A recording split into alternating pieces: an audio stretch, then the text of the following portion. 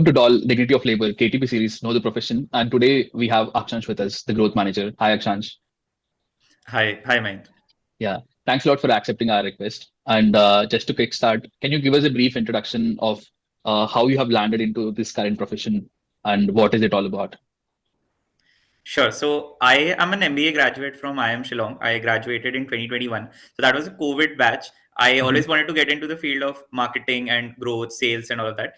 But given COVID, a lot of the marketing budgets were being cut. There were not a lot of marketing roles on campus. So what I thought that IT could be an alternative career option that I can choose because I was from an engineering background, and probably if I don't like it, I can move or switch careers later. So 6 months down the line, I realized that, okay, this is a good place to be in if for somebody who's interested into this field. But I wanted to go back to where I initially wanted to go. So that's when I started looking out for jobs. So I was pretty much open to almost every subdomain within marketing. But Mhm. why growth happened, or why I was able to land a job in growth, was because I was coming from a technology background. I had some experience in analytics on my CV, and growth is a field which is a lot about numbers, a lot about metrics. So somebody coming with an engineering background or coming from a technology background would be much more suited for this profile. So that's how I landed here. Okay, that's nice. So, when did you have this thought of or decided to go into marketing? So that is after your undergrad or while you are doing your postgrad?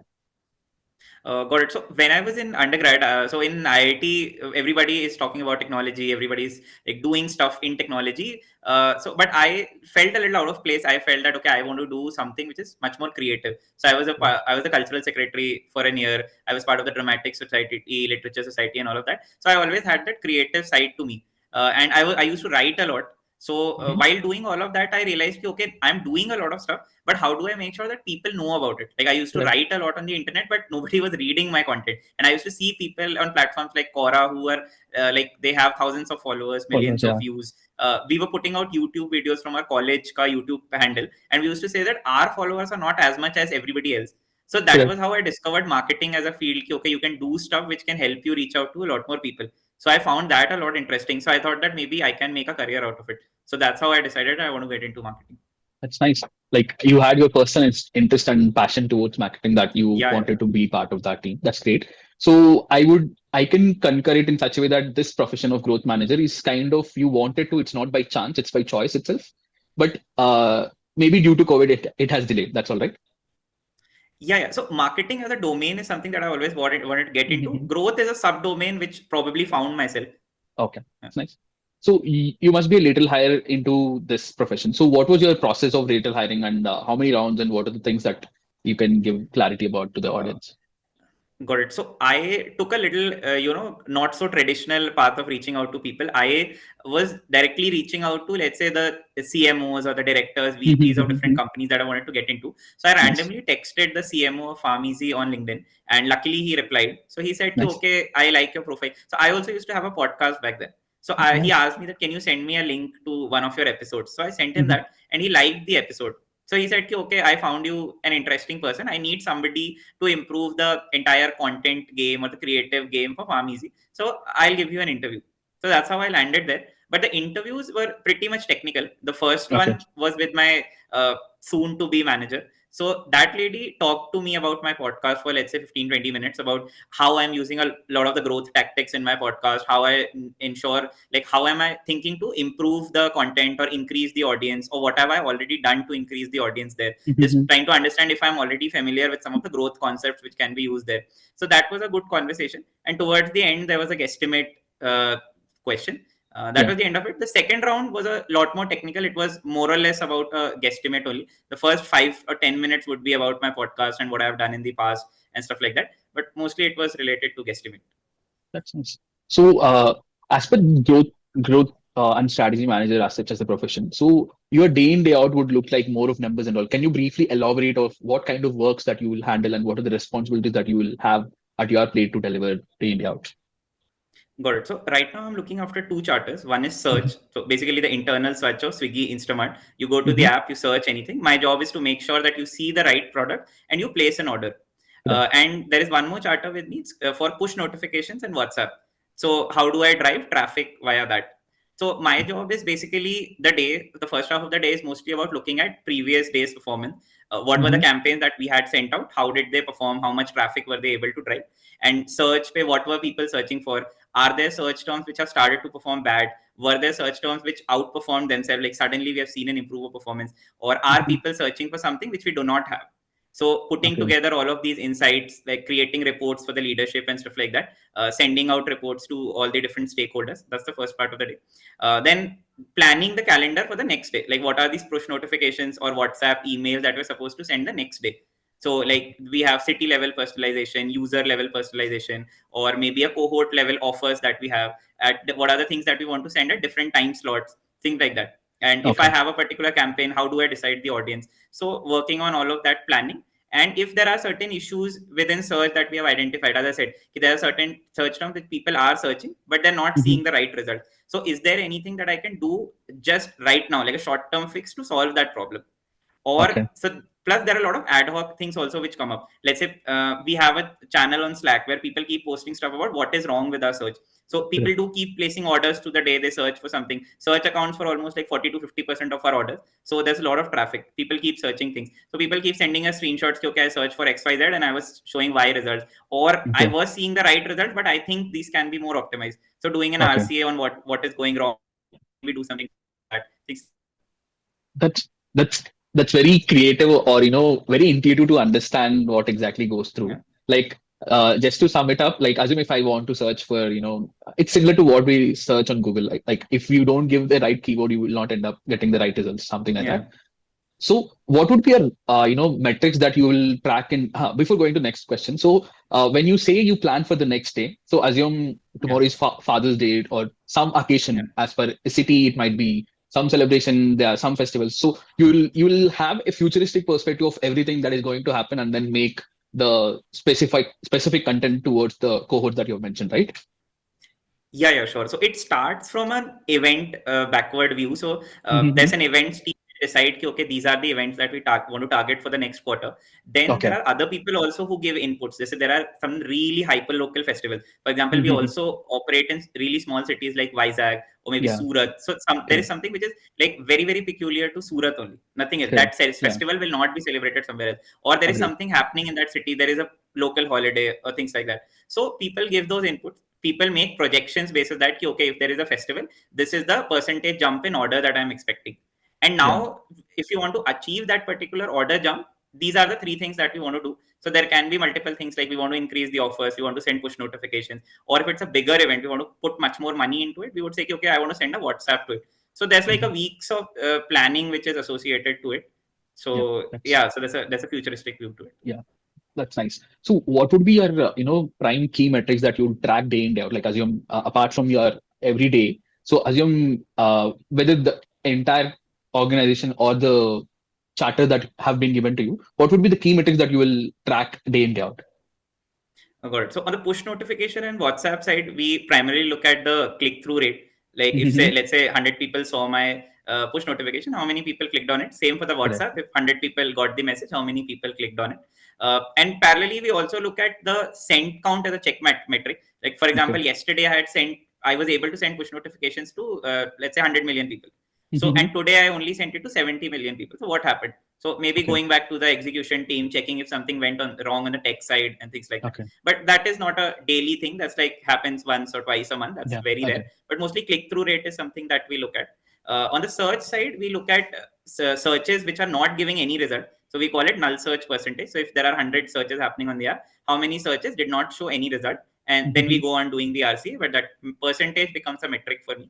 And Okay. then there is a Q2C percentage, which is, let's say, if 100 searches are happening on the app, how many are leading to an add to cart? Okay, agreed. Yeah. So when you do an RCA of any null search, okay, so how do you drill down that problem? Like, assume just to take an example, assume I wanted Bluetooth wireless headset or anything. Okay, just take it as simple, Yeah. or we can take it as toned milk. Okay, so if Yeah. I don't get any result, then it is called null search, correct? Yes. So if you Correct. have to do a root cause analysis, how do you go about just a very quick one if you have to? So firstly, I'll go to the app and search myself. That's the very Mm-hmm. basic thing that I do. If Mm-hmm. I see that, okay, I'm sitting in Bangalore, I search for something, and I am able to see the results and I can see the Correct. results are correct. So now Yep. I'll get the city level data. Maybe Yeah. this issue is happening only in, not in Bangalore, Specific. but in Delhi, in Hyderabad, or Yeah. things like that. Yeah. So then I'll have a city level check. Then I'll change my location to that particular city and see whether it's actually a null search or not. If I see okay, it is a null search, then what can be the reason? So I have like backend pay dashboards which help me. So it basically tells you that if you're searching for something on the app, you can just see the results, but in the backend dashboard, you can actually see that what is the algorithm doing, what is the reason why certain things are coming up, Okay. what is the reasons why certain things are not coming up. So that helps us to figure out. One more check that we do is let's say if you're searching for toned milk, so I want to ensure that is it that the toned milk exists in your location but it is not coming on search. That can be one Okay. more reason. Like Correct. maybe the product is there but it's not showing up on search. So what can be the reason? Is the product wrongly tagged to something else? Let's say a toned milk is actually tagged to butter category, like the category on Okay. the back end is butter and not milk. Okay. That is very Agreed. rare, won't happen like that way, Yeah. but just giving a hypothetical example. Yeah. So getting that category changed. Or one very good example would be, let's say somebody is searching for sore throat. So sore throat is a condition. It's not a Correct. product or it's not a Correct. category. There is no Yeah. product in the world which has sore throat Sore in its throat. name or sore throat in its description. Description. Correct. So what we do is we tag multiple things to sore throat. It can be your ginger, honey, tea, swollen, strepsils, etc., etc. So those The are like most very related ones. generic. Yeah. Yeah. Yeah, correct. So those are like generic searches. So, or Okay. maybe people are searching from a different name. For example, makeup remover. So actually makeup remover is, let's say, your cleansing water. So every product has cleansing water in the name, but the use case is makeup remover. Correct. So then you'll have to tag makeup remover to it. Or maybe somebody is searching in a different language itself. We have users from like Yeah. 30 different cities who are True. searching in like 8 to 10 different languages. So maybe they are searching for something in their own language. So we need to add those as synonyms. Or maybe somebody is searching in an incorrect spelling, which are like typo tolerance is not able to match. So then we add those also as typos. So these are the things that we look at. That's really, very deep-rooted analysis, I would say, on the basis of what we daily use day in, day out. That's great. So then, Akshansh, what was the ambition when you thought that, you want to go into marketing and, when you ended up into growth manager? So what was your ambition behind that? What do you see yourself? So back when I wanted to get into this field or right now? Okay, No, back then. currently. Currently. Currently. So currently, what's my ambition? Like, what do I want to Yes. get out of Yeah. that career? Yeah. Correct. Uh, Yes. so I really like this field. I like the blend of creativity and analytics and numbers and everything that come together. And the output, the work that you're doing is very much quantifiable. You can see, okay, the conversion yesterday was 30%. I did X, and now today it's 32%. So I know that because of the half an hour I spent yesterday, I'm able to give 2% improvement. Yep. So I want to grow into this field itself. I want to own the metrics as much as possible. Right now, I'm not a metric owner. Right now, I'm a charter owner. Like I am responsible for performance of push notification, or I am responsible for performance of search. But I am not responsible for, as I said, like Q2C percentage as a metric, or traffic as a metric is not something that I own. Like if traffic drops, no, at the end of the year, nobody will question me.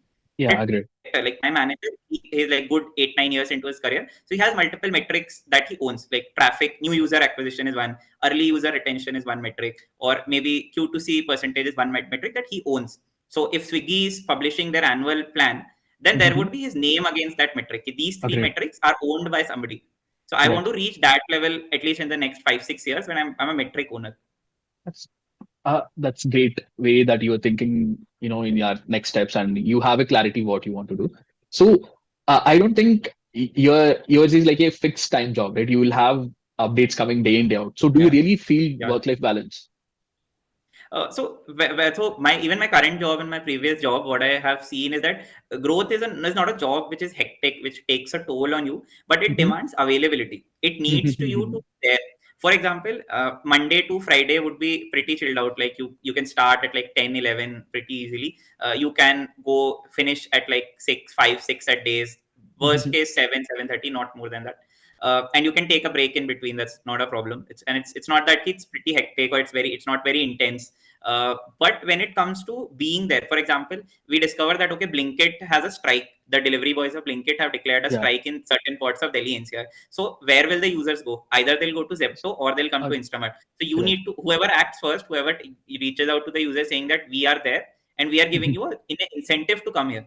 Correct. So immediately changing the offer and communicating that offer to the users. That is something that we have to be there to do. So that's why availability is needed.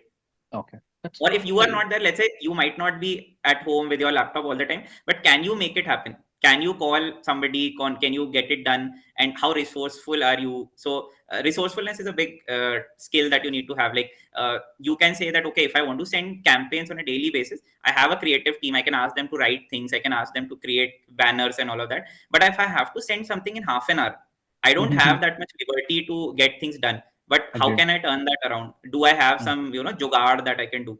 So that kind of Mhm. resourcefulness and availability are the only two things which are needed. Other than that, That's I think it's not very intense. Like there's a good work-life balance. that's nice. So, like, as you said, the resourcefulness, like, you would be finally identifying who can be getting your work done on your behalf, or as per Yeah, your thought process, whether the work will be done or not, right? yeah. Correct. Okay. So, and like when you said you have a decent amount of work-life balance and then availability is one of the key. So, what is the maximum amount of satisfaction for you to pursue this? Because you're serving more amount of people, or you want to make people's life easier or convenient. Are there any other reasons that you want to do? Firstly, the one reason why this job is pretty satisfying is because, as I said, the impact is very quantifiable. You can see, ki, okay, I have put half an hour, and this is the increment that I'm able to get. It's not a Right. job where it will take time, or it's a pretty abstract job where you're not able to see the impact. So there's a lot. There's a very Correct. the math is very easy for you to do. Yeah. That is one metric. Second is how close we are to people's life. Especially when I'm looking Mhm. at search, I can see the user behavior changing every day. So now it can be the smallest of the festivals, but you will see an impact. You will see that people expect you to be serving that need. Like it's okay people for you to expect FMCG goods or cooking essentials, but people are expecting you to sell things like datun Mhm. on Ramzan, or Yeah. they expect you to sell anything and everything. Like if Correct. I have a need, I expect Instamart to have it. So that's how close you are to people's life, and people have a lot of expectations from you. So you can very easily predict what's happening in a particular city just by looking at the search trends on Instamart for a particular city. The day it starts to rain, you will see that people are searching for raincoat or umbrellas or things like that. You can just Yeah. predict that, okay, this particular city had a festival.